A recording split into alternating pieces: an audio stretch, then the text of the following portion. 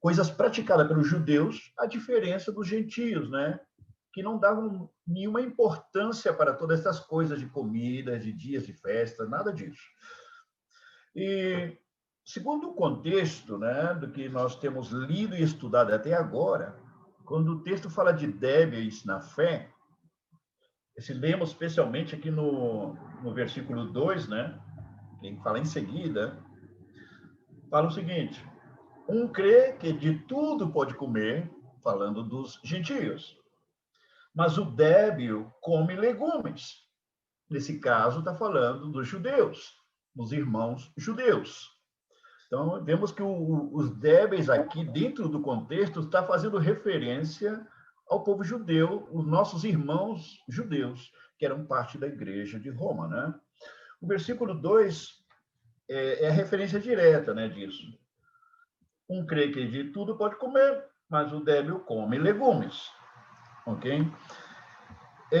Também vemos aqui nesse versículo 2, quando fala que o gentio comia de tudo, o problema principal, como já mencionamos lá atrás, se trata de comer carne, né? Os gentios comiam carne de porco, o que nós sabemos que era proibido dentro da religião judia.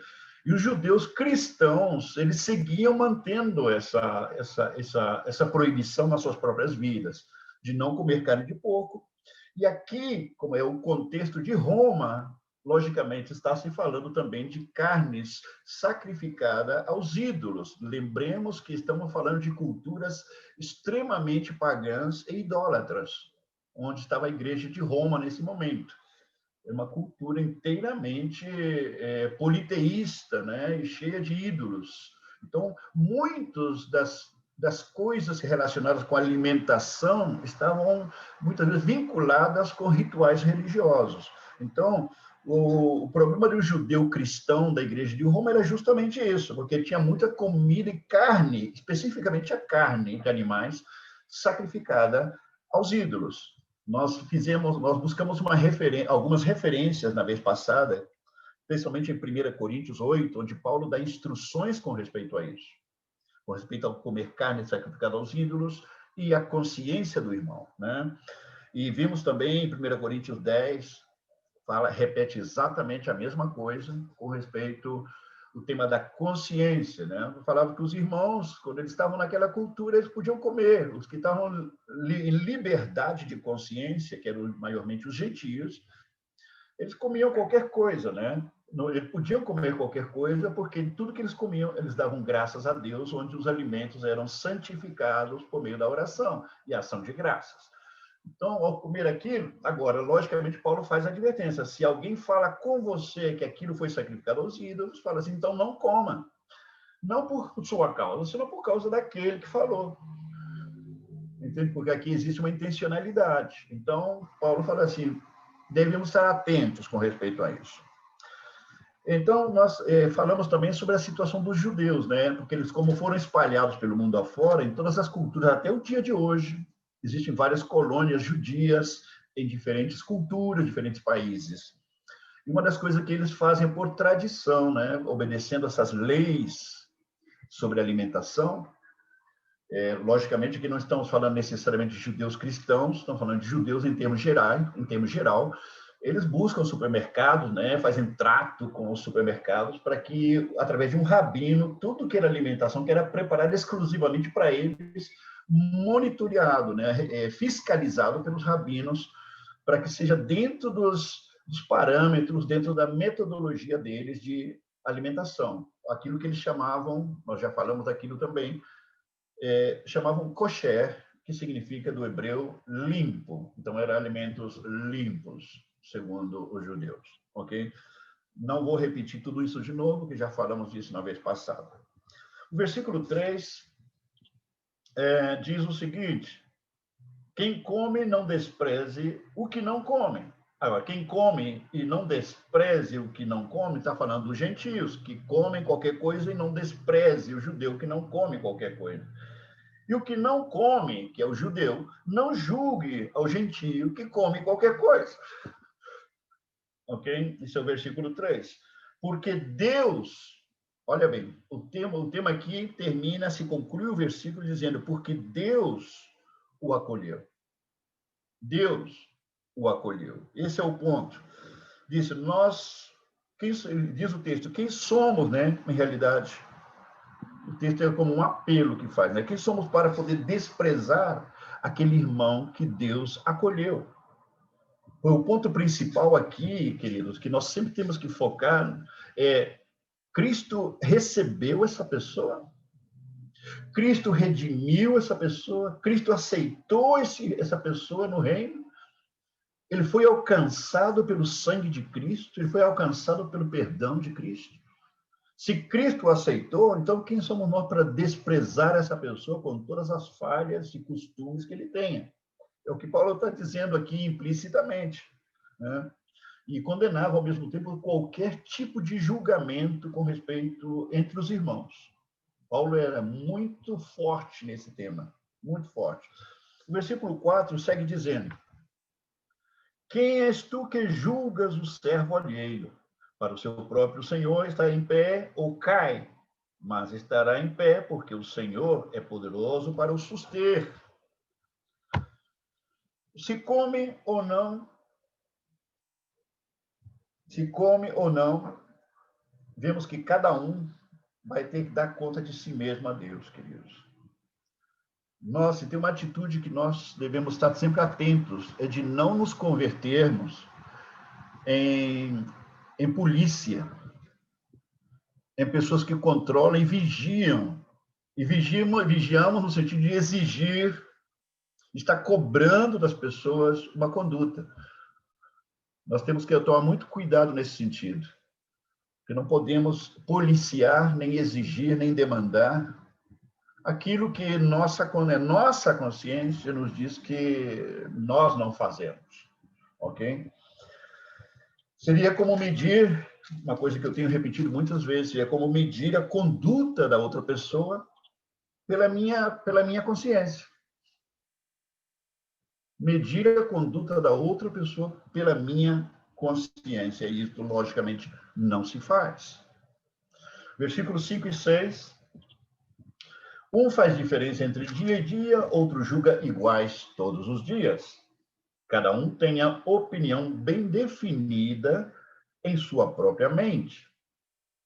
Quem distingue entre dia e dia, para o Senhor o faz, e quem come, para o Senhor come, porque dá graças a Deus, e quem não come, para o Senhor não come, e dá graças a Deus.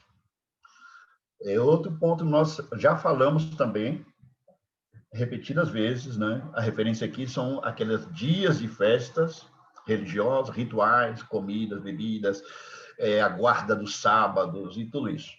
Mencionamos que a primeira igreja, também mencionou que a primeira igreja é um fato curioso, que foi em Jerusalém. A primeira igreja, ela foi uma igreja netamente judia. Não existia, não havia, digamos, gentios, aquela primeira igreja em Jerusalém. Somente judeus, cristãos. E ainda que eram cristãos, ainda que foram alcançados por Cristo, queridos, curiosamente, a gente vê através do livro de Atos, eles seguiam praticando muitas dessas festividades religiosas, da sua tradição, da sua religião. Eles seguiam visitando ainda o templo judeu, com todas as suas práticas ainda. Parece que foi algo que Deus permitiu que seguisse. Mas, quando chegamos lá no capítulo 15 de Atos, né, nós vemos que, através do concílio de Jerusalém, os próprios apóstolos judeus, eles chegaram a um entendimento diante do Espírito Santo, de que os gentios não tinham por que praticar aqueles rituais, aquelas festividades, aquelas restrições alimentícias que eles praticavam. Somente que deixaram claro 4 coisas, que inclusive no momento eu mencionei para vocês, que são somente 4 coisas, baixo instrução dos apóstolos judeus para a igreja gentia de todos os tempos. E as instruções dessas 4 coisas foram que não podiam comer comida sacrificada aos ídolos, evidentemente, quando eles sabiam que era sacrificada aos ídolos. Se não sabem, é como vai comer veneno, dá graças a Deus e dá tudo certo. Ok? Através das graças a Deus, os alimentos são santificados, segundo o apóstolo Paulo. Então, não comer comida sacrificada aos ídolos, guardar-se da fornicação, que era considerado pecado sexual, ou diferentes pecados sexuais, né? Não comer animais, carne de animais que foram afogados, necessariamente asfixiados, né? Afogados na água ou asfixiados. E a quarta instrução é não comer sangue. Essas são as 4 únicas instruções dadas por apóstolos judeus a todo cristão que não era judeu. Em outras palavras, a todo gentio. E ele tinha que guardar essas 4 coisas por instrução do Espírito Santo.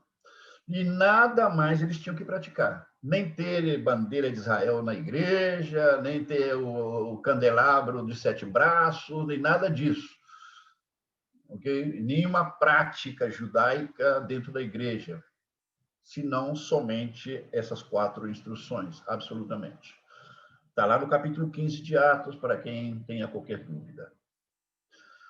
Ok? Sigamos aqui. Agora, nós vemos, por exemplo, que o cenário que nós temos aí, do contexto, né, da Igreja de Roma, entre judeus e gentios, essa problemática que o apóstolo Paulo enfrenta e menciona, logicamente tinha solução. Porque o que Paulo está enfatizando aqui, que o que contava, o que realmente conta é a fé daquele irmão, seja judeu ou gentio. O que conta é a consciência de cada um, né? E nós não podemos confundir isso que aconteceu na igreja de Roma, esse problema entre judeus e gentios, com o que aconteceu na igreja de Gálatas, ok? Não podemos confundir, porque na igreja de Gálatas os judeus chegaram impondo essas práticas judaicas sobre os gentios da igreja de Gálatas, dos Gálatas. E essa imposição judaica sobre os gentios de práticas da religião judaica era condenado. Era totalmente condenado. Então, se os judeus praticavam, tudo bem. O Paulo está dizendo, se você é judeu e é cristão e quer praticar isso aí, é coisa sua, mas não venha impor essas coisas sobre os gentios cristãos. Ok? Então, são 2 situações totalmente diferentes. Espero que entendam isso. Então, queridos, o que deve primar, então, a primeira pergunta que realmente nos interessa é um erro que hoje, lamentavelmente, por tanta religião na cabeça, muitos crentes, né, cometem esse erro. Estão buscando ver se o irmão era irmão porque ele faz isso, porque fez aquilo, porque deixou aquilo, porque tem esse costume, porque tem esse outro costume. Está medindo por certas práticas e tradições se aquele é irmão ou não é irmão. Quando, na realidade, a única vara de medir se aquele é irmão ou não é saber, querido, se a obra redentora de Cristo morrendo na cruz do Calvário por essa pessoa é um fato. Se isso é realidade na vida daquela pessoa, se a obra justificadora de Cristo é realidade na vida daquela pessoa. Isso é o que conta em primeira instância. Não se pode buscar evidências por outro lado. Buscar evidência por outras coisas que não sejam isso. A obra redentora e justificadora de Cristo na vida da pessoa.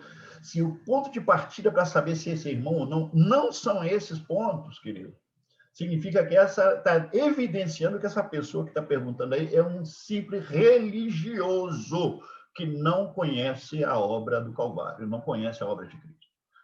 Porque aquele que conhece a obra de Cristo no Calvário, ele sabe que isso é o que conta. Se isso é realidade na vida de alguém ou não. Versículo 7 ao 9.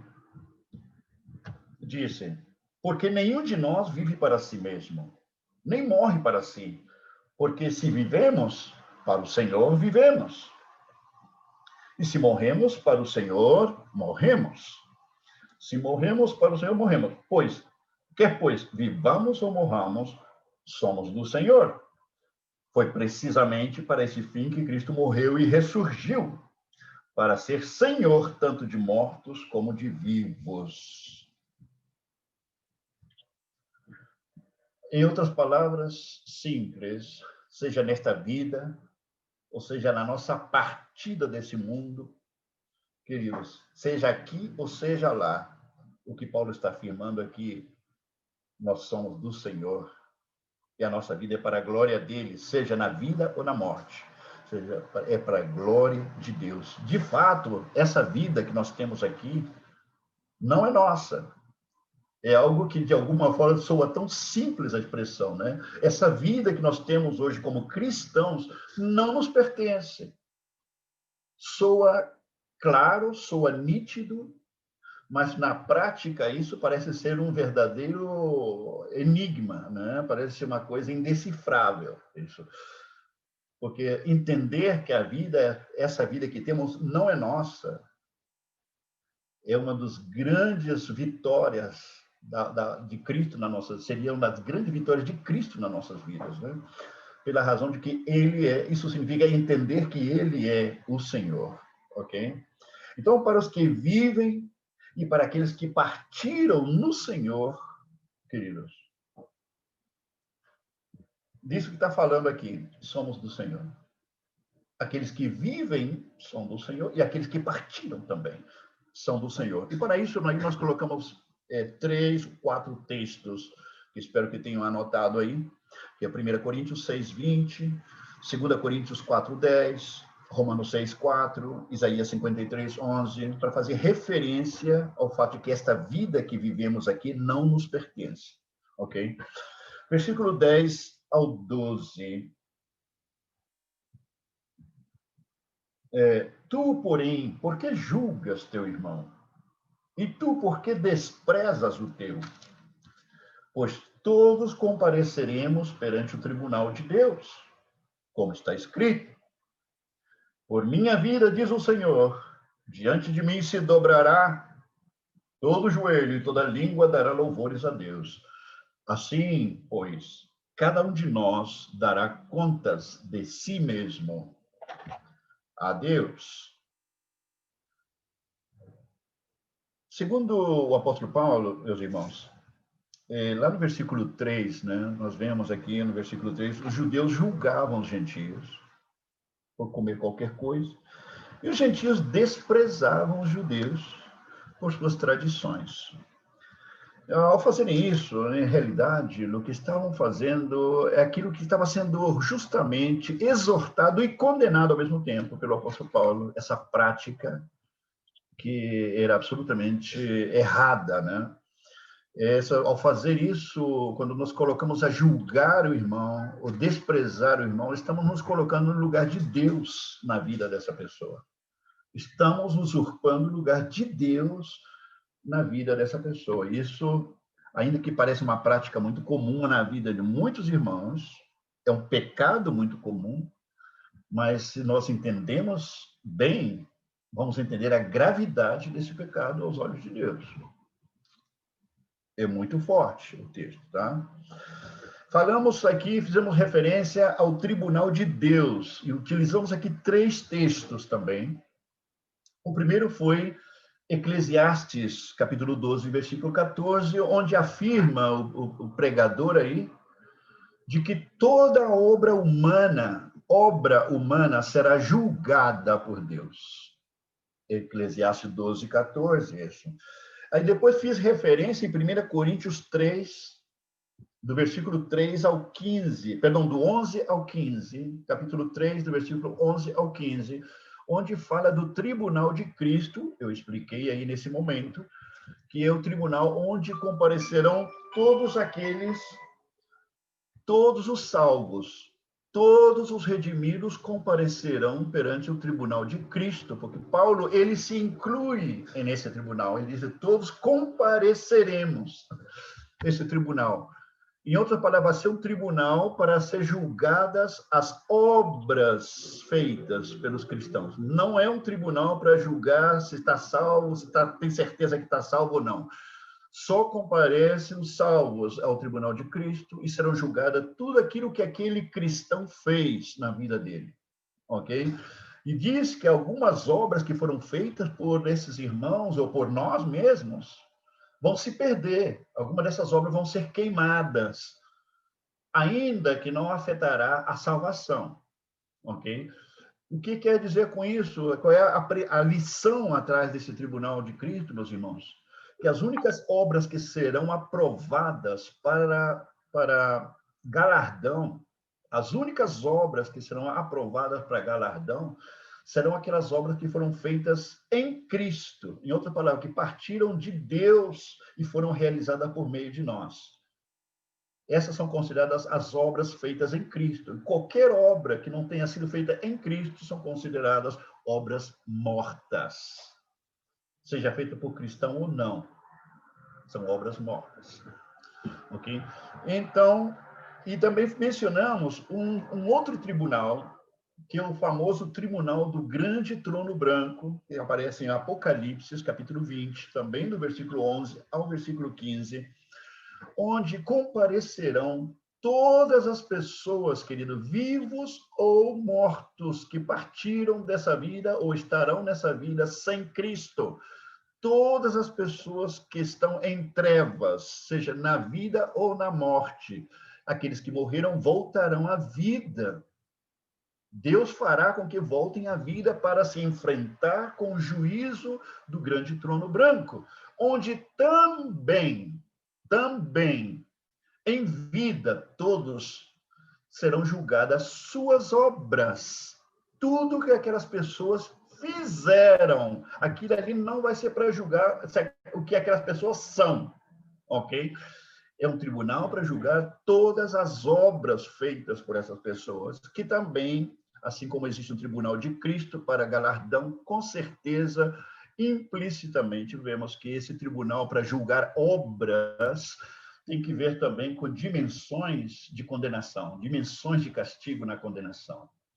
Ok? Não quero entrar em detalhes com isso, porque a Bíblia silencia com respeito a isso. Mas dá para poder deduzir que, ao julgar as obras, aí, lembrando sempre que esse tribunal, todos os que comparecem aí estão condenados. Temos que lembrar que tanto o tribunal de Cristo, de Coríntios, como o tribunal do trono branco em Apocalipse, não tem que ver com o tema de definir se a pessoa se salva ou não se salva, ok?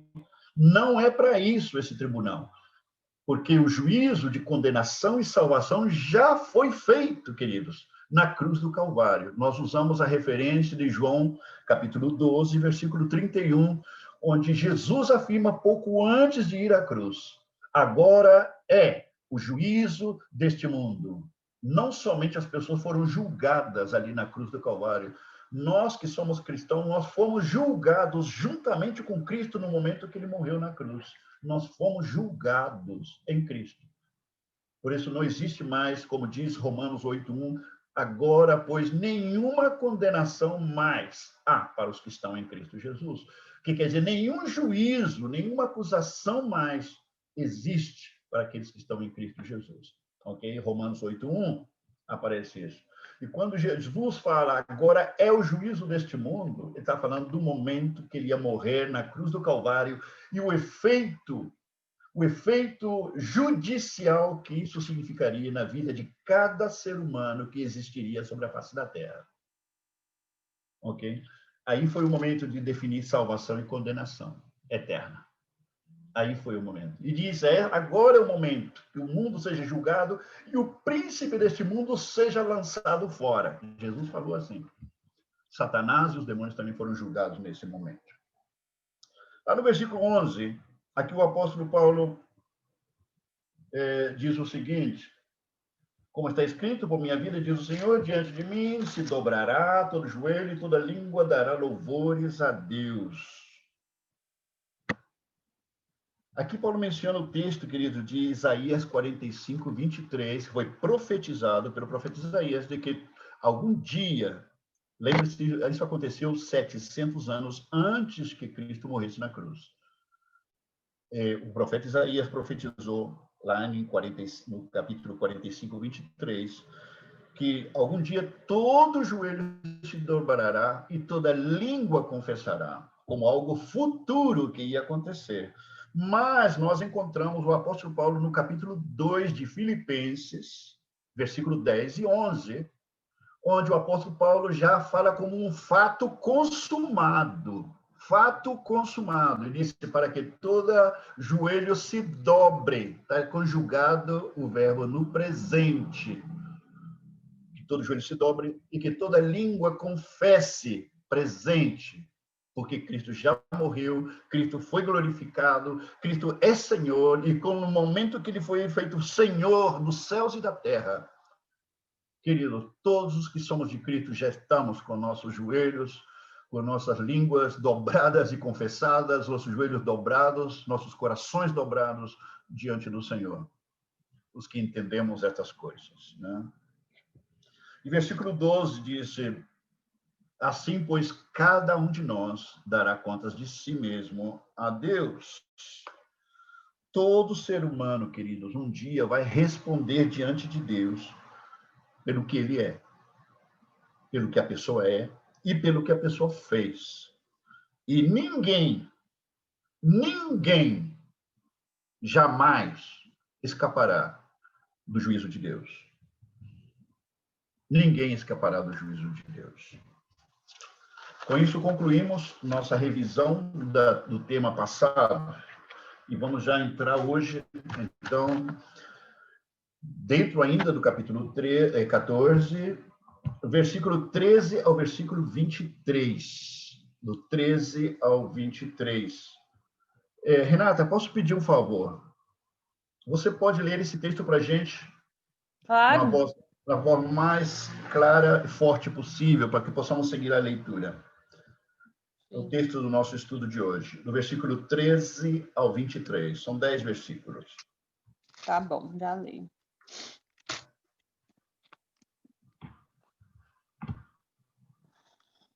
Portanto, deixemos de julgar uns aos outros.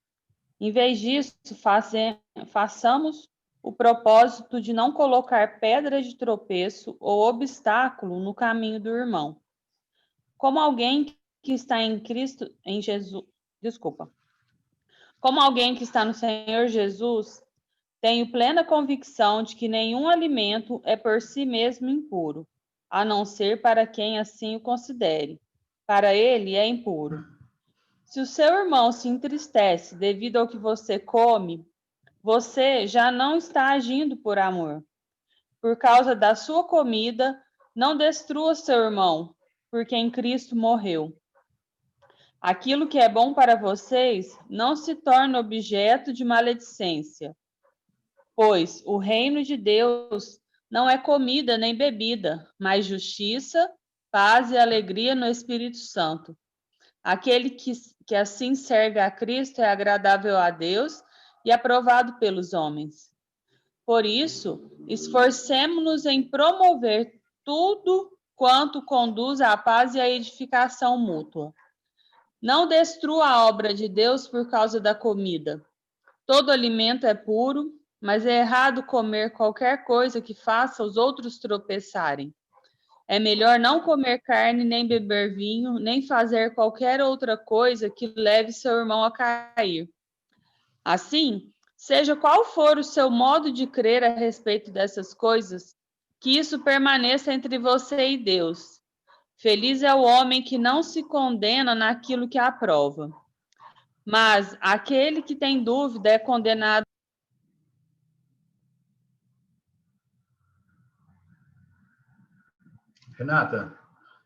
Renata, você ficou mudo de repente. Na última frase do texto, do versículo 23. Ah, eu estava muda, gente. Não, só no versículo 23. Mas aquele que tem dúvida é condenado se comer, porque não come com fé. E tudo que não provém da fé é pecado. Bom, queridos, vocês já perceberam, né, que o texto, Paulo repete uma e outra vez o problema. Parece que o problema que eles enfrentavam ali na igreja de Roma não era tão pequeno, não era uma coisa tão fácil, né? Porque ele repete muitas vezes essa problemática dos judeus e dos gentios com respeito ao tema da alimentação, né? E aqui nós vemos nos primeiros versículos, do 13 ao 15, é muito claro com respeito a isso. Nós não podemos perder de vista que Paulo segue falando do mesmo problema, ok? E nós temos falado também da atitude, né, de juízo que os judeus têm tinham com respeito aos gentios por comerem qualquer coisa. É a atitude de desprezo que os gentios tinham com os judeus por não comer, por causa das suas tradições, né? E Paulo diz aqui, pelo contrário, versículo 13 ainda, né? Pelo contrário, tomai o propósito de não pôr de tropeço ou escândalo ao vosso irmão. Quando ele disse, pelo contrário, tomai propósito, porque Paulo está dizendo, ele é um chamado à consciência, ele está sendo um chamado à responsabilidade. Aqui, dizendo, como se diz, tomem consciência da situação. Façam um esforço para tomar consciência da situação. Porque se deixa, tem um costume, né? Existe uma coisa assim que as pessoas se relaxam e deixam ficar para ver como fica, né? Deixa correr para ver como fica o negócio. Essa atitude, por exemplo, nós sabemos, queridos, que não precisamos, o ser humano, e nem sequer nós como cristãos, o ser humano não precisa fazer esforço nenhum para poder criticar, para poder julgar aos demais, inclusive aos irmãos. Não precisa fazer esforço nenhum. Todo o contrário, ele vai ter sempre uma ajudinha de algum demônio para ajudar isso. Ele vai ter sempre a ajuda de algum demônio para poder isso. E, por um lado, é fácil fazer isso, julgar, e, ao mesmo tempo, vai ter a ajuda de algum demônio. É impressionante, né? Então, se torna muito fácil estar julgando as pessoas. Mas, quando se trata, querido, quando Paulo fala que tomai propósito, ele fala assim, é um chamado, repito, é um chamado à responsabilidade. Ele falou, acorda, acorda, acorda, assume a sua responsabilidade, né? E o que significa? Tome posição. Que posição de quê? De não julgar. Tome posição em não condenar. Tome posição em não desprezar o irmão. E a pessoa pergunta, por quê? Por causa do Senhor. Por causa o que significa Cristo na vida dessa pessoa. Por causa disso. Esse é o único ponto, queridos, que tem validez aos olhos de Deus e por que nós não fazemos o que não devemos fazer. Porque não julgamos, porque não desprezamos, porque não condenamos. Por causa de Cristo. Por quem é Cristo na vida dessa pessoa. Esse é um ponto que não podemos perder de vista. Aqui estamos falando de irmãos. E como eu sei, sendo gentio, que aquele judeu é meu irmão, porque depois de ter comunhão com ele, eu entendi que ele foi alcançado pela morte e pela ressurreição de Cristo, por causa disso. Ah, mas ele faz isso, faz aquilo, não importa. Aquele guarda o sábado. E que importa? O sangue de Cristo alcançou a vida dele. E eu tenho testemunho disso. Essa é a pergunta, querido. Não é se ele é cristão porque guarda o sábado, porque não guarda. Não. Ou porque come porco, porque não come porco. Não.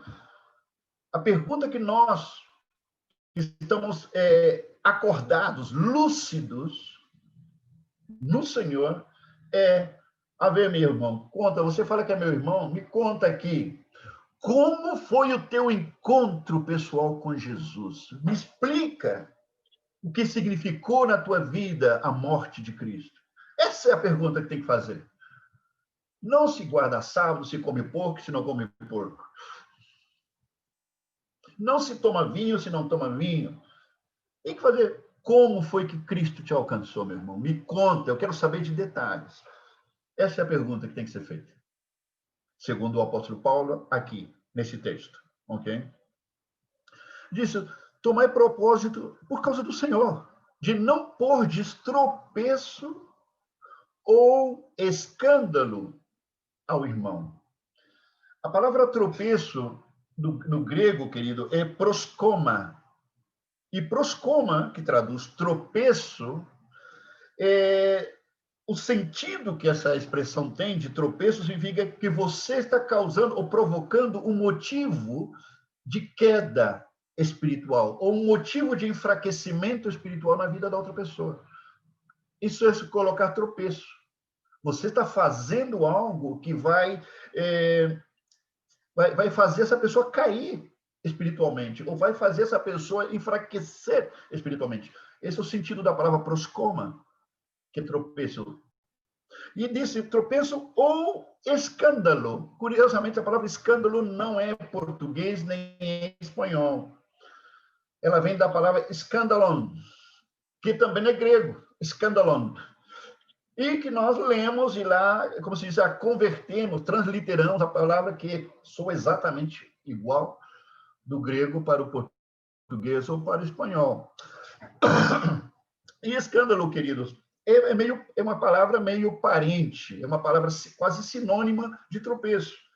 Ela traduz a palavra escândalo, traduz a palavra ofensa, e significa, o significado disso, querido, é que você está fazendo algo que vai fazer com que essa pessoa que é débil na fé se aparte de Cristo. Em outra palavra, você está fazendo algo que vai provocar a apostasia na vida da outra pessoa. É isso que está Paulo dizendo aqui nesse texto. Tomar propósito de não ser tropeço ou escândalo na vida do irmão. Na vida do irmão. Então, aqui, no contexto de Romanos, segue falando, não de comidas, bebidas, ou, querido, de qualquer outra coisa que pode ofender, escandalizar ou tropeçar o irmão. E, logicamente, com o cuidado para com os débeis na fé, porque os débeis na fé sempre os teremos. Não existe, não existirá jamais uma igreja que não tenha irmãos que são débeis na fé. Sempre existirão os débeis na fé. Como deverão existir também os fortes, né, na fé.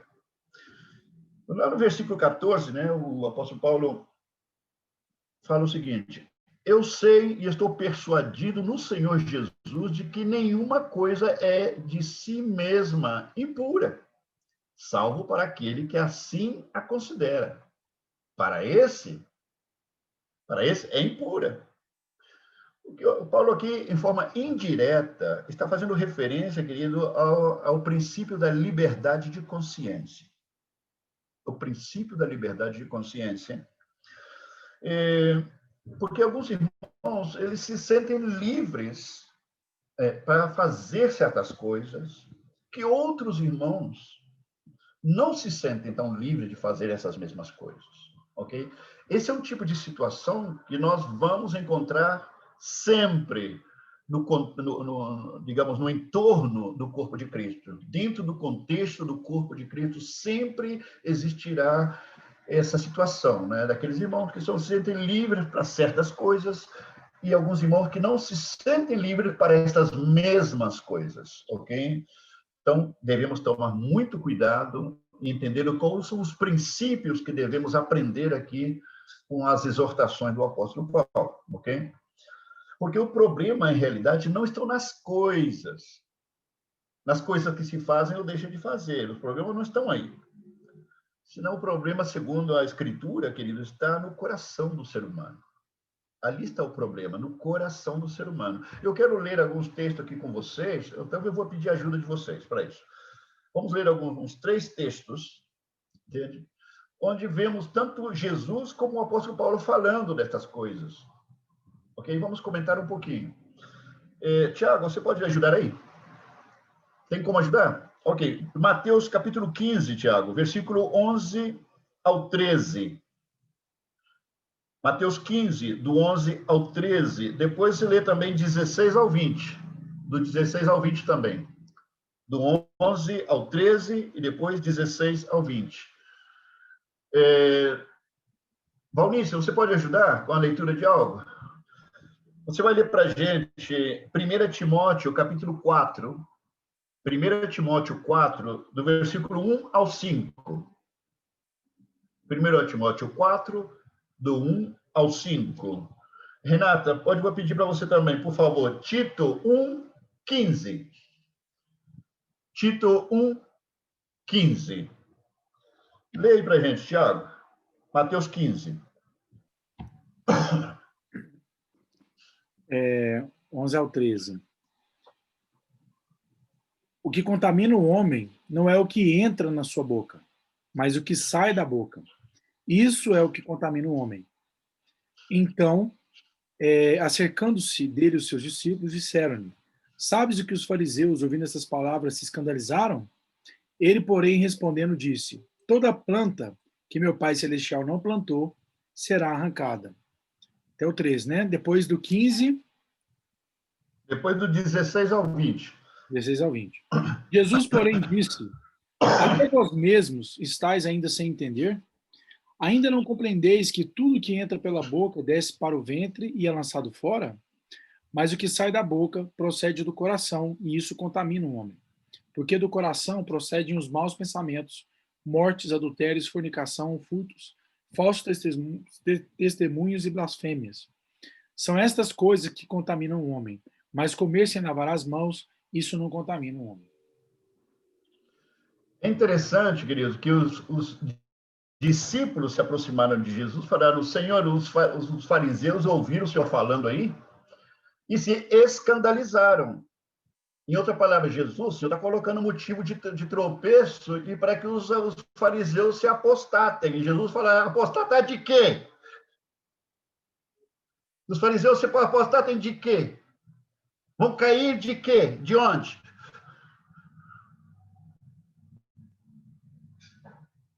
Logicamente, eu estou expressando aqui algo extrabíblico. Porque havíamos falado, Jesus falando, primeiro vemos o apóstolo Paulo em Romanos falando que nós não devemos colocar motivo de tropeço ou de escândalo para quem? Aos irmãos. Mas aqui encontramos Jesus colocando motivo de escândalo para os judeus, para os fariseus. E, queridos, os fariseus não eram irmãos. Jesus mesmo afirmou que o pai deles era Satanás. Então, nós estamos falando de irmão. Então, aqui não confundamos as coisas, tá? Paulo está enfatizando que não por motivo de escândalo, de tropeço aos irmãos. Mas aqui, o caso Jesus menciona aqui, está falando de fariseus, que não tem por que tropeçar, não tem por que debilitar na fé, porque não tem fé, não tem por que se apostatar, porque não tem para apostatar, não tem para se apostatar, não tem cristianismo do qual se apostatar. Não tem nada de onde se apostatar os fariseus. Então, em outra palavra, é como dizer que o preto é preto. Dizer que o sujo é sujo. Como se acrescentasse alguma coisa, né? Ok, Valnice, lê para a gente 1 Timóteo 4, de 1 ao 5.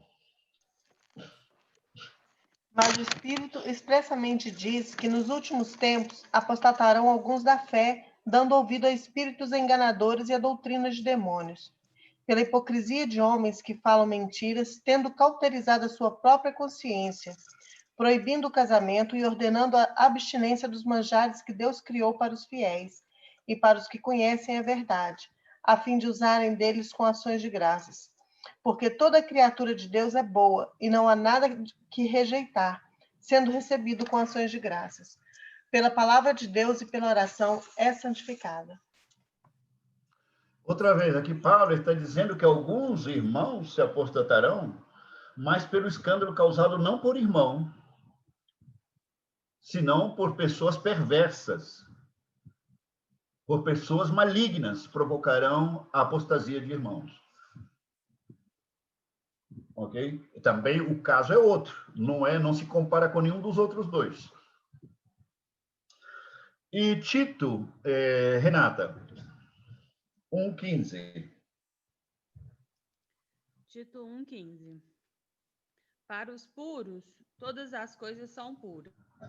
Renata, está muito baixo. Peraí, vou pôr aqui pertinho. Melhorou?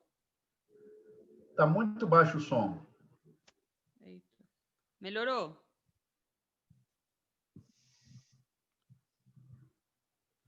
Para os puros, todas as coisas são puras, mas para os impuros e descrentes, nada é puro. De fato, tanto a mente como a consciência deles estão corrompidos. O apóstolo Paulo aqui falando de novo. Para os puros, tudo é puro. Mas para os impuros, tudo é impuro. Tudo. Até a coisa boa que ele faça é impuro. Até o bem que ele faz é impuro. Até a justiça dele é impura. Até a oração dele é uma blasfêmia. É o que Paulo está aqui remarcando para a gente, né? E segundo o versículo 15, queridos, somente voltando aqui um pouquinho, versículo 15 diz: se por causa de comida o teu irmão se entristece, já não andas segundo o amor fraternal. Está falando de irmãos. Por causa da tua comida, não faças perecer aquele a favor de quem Cristo morreu. Aqui voltamos ao ponto que Paulo enfatiza aqui. Estamos falando de não colocar tropeço e escândalo para o irmão. Aqui não está sendo contado, não está sendo contabilizado o incrédulo baixo nenhuma circunstância. Ok? Logicamente, o tema dos textos que acabaram de ser lidos, logicamente, é um texto que se presta, para uma conversa bem prolongada, né? Porque há uma infinidade de situações e de perguntas que podem surgir com um tema como esse. Mas é algo aqui, falando ao nosso povo aqui mais de perto, um tema para uma vigília nossa. Então, o mais importante na vida, queridos, o que realmente conta é o fato se aquela pessoa foi alcançada pela redenção de Cristo, se ela foi justificada, não, por meio da morte de Cristo. Todo o demais são coisas de valores relativos. Todo o demais são de valores temporais e relativos. O que conta realmente é se esse é irmão padrão Cristo. Isso é o que conta. Se nós pudéssemos valorizar ou colocar valor na vida do irmão, é um tema de valor, é um tema que nós temos conversado aqui com o Tiago bastante. Se pudéssemos, eu estou colocando aqui, se pudéssemos valorizar a vida do irmão. Por que eu estou dizendo se pudéssemos? Porque não se pode valorizar. Ok? Você pode dar importância, mas não valor. E por que é importante? Porque Deus considerou importante. Cristo considerou suficientemente importante para poder resgatar essa pessoa para o seu reino. Então, ele se tornou algo que era nada, se converteu em algo importante pelo que Cristo fez por ele. Não porque aquela pessoa tem um valor intrínseco em si mesmo. Ok? É importante também entender isso. Se pudéssemos valorizar a vida do irmão, queridos, a pergunta é: quanto custaria? Eu creio que é uma pergunta fácil de responder. A vida do meu irmão custou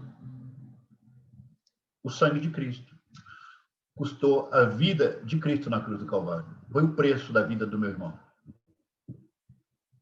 Se a gente pudesse ter revelação sobre isso, se a gente pudesse entender isso na profundidade suficiente, eu creio que muita coisa mudaria na nossa comunhão, muita coisa mudaria na nossa relação, no nosso entendimento do que é o corpo de Cristo. Repito, quanto vale a vida do meu irmão? Vale a morte de Cristo na cruz do Calvário. Esse é o valor, se pudéssemos valorizar.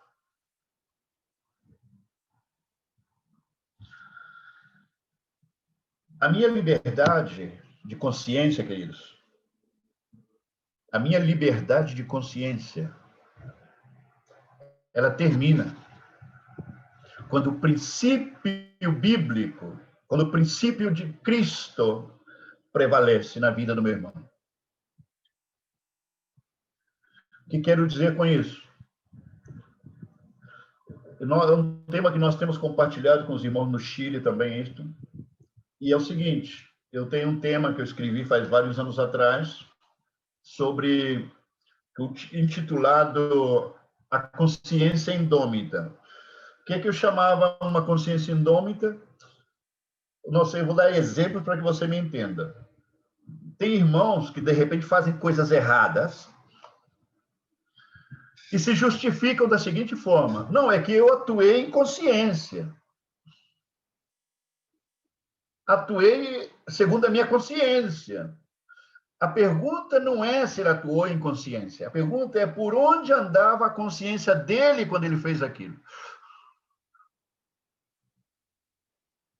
Queridos, dizer atuei por consciência, sabe o que está dizendo isso? Nada. Não significa absolutamente nada. Não importa que seja irmão que diga isso. Dizer essa frase é dizer é a mesma coisa, não significa nada. Porque se somos filhos de Deus, o tema da consciência nós temos que tratar isso com delicadeza, delicadeza bíblica. Por quê? Por que eu falo de consciência indômita? Porque essa consciência desse irmão, querido, é difícil medir, nem saber, inclusive, por onde anda essa consciência. Quando falamos de consciência como filhos de Deus, como redimidos de Cristo, nós temos que falar da seguinte forma: eu atuo com liberdade de consciência porque a minha consciência é cativa da palavra de Deus. O cristão que diz isso, que pode afirmar e dar testemunho de que a sua consciência está cativa do Evangelho, cativa da palavra de Deus, esse pode falar de liberdade de consciência. Somente esse pode falar de liberdade de consciência. O resto está falando besteira, idiotices. Seja irmão ou não, está falando qualquer coisa. Então, queridos, a minha liberdade de consciência termina quando o princípio bíblico prevalece na vida do irmão.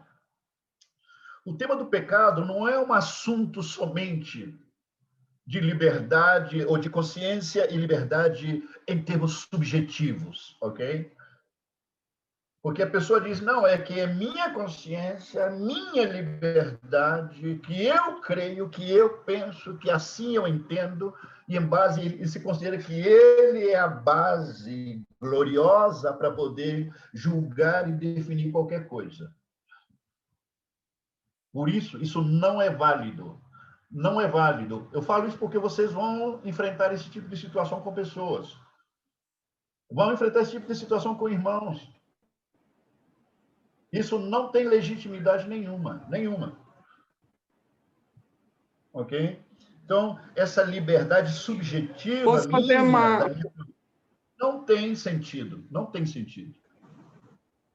Ixi, pode falar. Posso fazer um comentário? É um tema tão interessante e estou vendo de que se precisa amadurecer muito nesse tema e crescer, porque muitos dos cristãos que estão congregando no nosso ministério e têm recebido a revelação do Evangelho depois de um passado mais ou menos legalista. Então, muitos líderes, dirigentes de igrejas, de outras igrejas, têm estabelecido um legalismo para não ter que desenvolver essa liberdade de consciência, para não viver tudo que você está ensinando. Então, é um processo experimentar essa liberdade de que está falando e esse amor pelo próximo de que está falando. Porque no sistema legalista, tudo está estabelecido, nem tem que passar, só tem que obedecer algumas regras. Então, seria bom se você poderia dar um bom exemplo, porque está explicando muito bem os princípios, mas talvez seria bom, Paulo, você dar um exemplo. Bom, nós temos dado Não é exemplo dentro possível? do texto da problemática dos judeus com os gentios, de comer ou não comer, de beber ou não beber, Não, a de gente guardar ouve. dias festivos ou não. Agora, por exemplo, dando um exemplo talvez um pouco mais próximo, eu creio que todos os que estão conectados hoje aqui entendem que temos irmãos de Colômbia, temos irmãos do Chile, que muitas vezes estão conectados com a gente, e, logicamente, irmãos aqui do Brasil. Eu quero somente usar um exemplo, a Michelle está pedindo um exemplo, eu quero usar um exemplo para que vocês entendam. Primeira coisa que precisamos entender, queridos, eu dou graças a Deus por tantos missionários que saíram de países como os Estados Unidos para poder vir aqui pregar o evangelho aqui na América Latina. Dou graças a Deus por eles. Mas, como sabemos, e como aconteceu na história, também, inclusive, em tempos bíblicos aconteceu, de que muitas vezes eles não trazem somente o evangelho. Trazem certas práticas e costumes, tradições religiosas também. E uma delas, por exemplo, queridos, que eu quero mencionar para vocês, por exemplo, é o tema do vinho aqui na América Latina. Temos igrejas, tem irmãos, especialmente do lado argentino, chileno, onde, por exemplo, que o consumo do vinho entre irmãos não é um problema. Isso não é um problema para muitos irmãos. Mas para outros, especialmente a cultura como a colombiana e a brasileira, somos países mais tropicais, né? Falar de bebida alcoólica, em muitas igrejas, é um problema grave. É um problema grave. Agora, se você vai nos Estados Unidos, lá aquele irmão estuprou, aquele irmão matou alguém, aquele irmão assaltou um banco, tudo isso Deus perdoa. Mas se aquele irmão bebeu um copo de vinho, bebeu uma cerveja, ele está condenado, as chamas do inferno estão esperando ele lá, e não tem volta atrás. Entende? Então, existem coisas que são, logicamente, não obedecem um critério netamente bíblico, não obedecem, não é um senso comum que prevalece, senão que são tradições e costumes. Ok? Aqui, por exemplo, no Brasil, pode ser que aconteça no Chile, na Colômbia também, que, de repente, aquele cara, né, aquele irmão que se converteu, aquele era um assassino, violentador, não, aquele matou não sei quantos, traficante de drogas, se converteu e vem, né, o pastor coloca ele no púlpito dizendo: olha aqui, meus irmãos, o poder de Deus, olha que glorioso, né?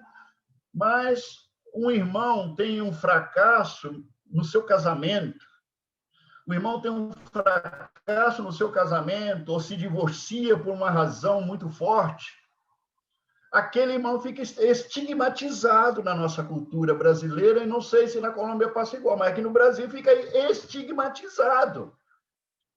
Inclusive, assim como a ponto de ir para o inferno, porque se separou da mulher, mas aquele que matou, roubou, traficou droga, tudo isso, aquilo ali, Deus perdoa.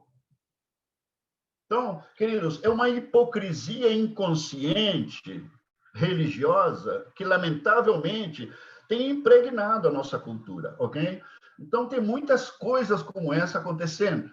Mas, insisto, é uma hipocrisia legitimada e, muitas vezes, inconsciente, porque, muitas vezes, irmãos bem intencionados, irmãos que realmente amam ao Senhor, muitas vezes estão caindo nesse tipo de crenças, nesse tipo de pensamentos, ok?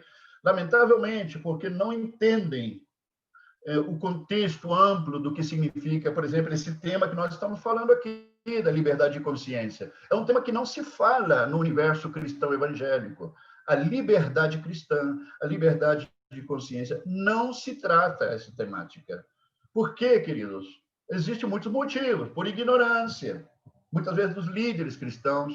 Não é uma coisa intencional, muitas vezes não são coisas intencionais, mas muitas vezes porque também existe uma prática que é muito mais conveniente. E essa prática conveniente é o controle da vida das pessoas. Controlar a vida dos irmãos, tomar decisões na vida dos irmãos. É uma coisa que muita da liderança evangélica gosta de fazer isso. E é uma área de conforto para os irmãos. Os irmãos querem isso. Então, se junta a fome com vontade de comer. Então, se aquilo aí é uma coisa quase que não se pode reverter. Porque, lamentavelmente, isso é parte da realidade, ok? Então, eu quero, por exemplo, dizer para vocês que dentro do nosso ministério, tem irmãos, você vai na casa de alguns irmãos, os irmãos consomem vinho. Sabe o quê? Mas isso não é tema. Isso não é tema para nós.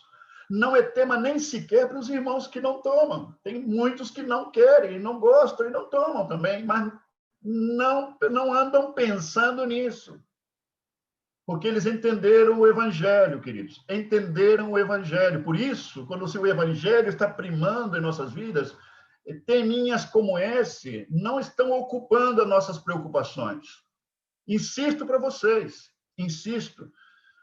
Por mais de 20 anos, eu vejo isso no nosso meio. Tem muitos irmãos que consomem vinho e tem irmãos que não consomem vinho, mas isso nunca foi tema de debate, nunca foi tema de conversa sequer entre nós. Eu dou graças a Deus por isso. Dou muito graças a Deus por isso. Eu estou contando isso a modo de exemplo, porque a Michelle aqui pediu para dar um exemplo. Sigamos.